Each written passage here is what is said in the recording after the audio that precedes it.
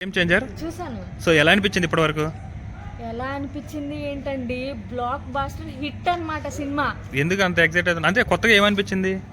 కొత్తగా ఏంటండి, ఆ పొలిటికల్ లుక్స్ ఉన్నాయి. అసలు ఒక్కొక్క సీన్ ఉంది. అసలు నెక్స్ట్ ఏమవుద్ది అని చెప్పి అసలు టెన్షన్తో నా మైండ్ అంతా అసలు బద్దలైపోయింది అనమాట. శంకర్ గారి కంబ్యాక్ మూవీ అనుకోవచ్చా? శంకర్ గారు ఇచ్చి పడేశారనమాట సినిమాతో. సాంగ్స్ కానీ అలాగే మ్యూజిక్ కానీ ఎలా అనిపించింది?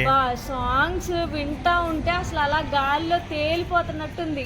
ఓకే, అంటే కొంతమంది ఇందులో ఉన్న కొన్ని పొలిటికల్ స్టార్టింగ్లో రామ్ చరణ్ గారు పొలిటికల్ కలెక్టర్గా చేసినప్పుడు కానీ అలాగే బయట పవన్ కళ్యాణ్కి రెండు సంబంధాలు ఉన్నాయని అంటున్నారు.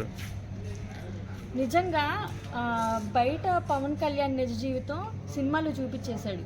అంతేనంటారా? అంతే. అంటే శంకర్ గారి ఇండియన్స్ 2 సినిమా ఫ్లాప్ అయింది. సో ఈ సినిమాకి ఎఫెక్ట్ పడదంటారు ఇప్పటి వరకు?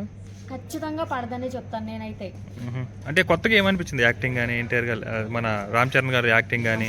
అసలు ఫైట్ సీన్స్, అసలు రామ్ చరణ్ యాక్టింగ్ అసలు మామూలుగా లేదనమాట. అంటే ముందుగానే అందరు చెప్పినట్టే నేషనల్ అవార్డు కానీ ఆ యాక్టింగ్ కానీ నేషనల్ అవార్డు పక్కా రాసి పెట్టుకోండి.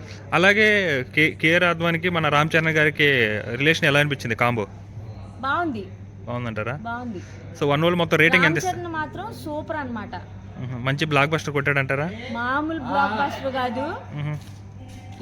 ఇప్పటి వరకు వచ్చిన ప్రతి కొత్త సినిమాలు ఏవేవైతే ఉన్నాయో, పుష్ప, అమ్మ మొగుడు, రేటింగ్ ఎంత ఇస్తారు? 5కి 10 ఇస్తాను నేను. అదేంటది? అదంతే. బాగుంది సినిమా మరి.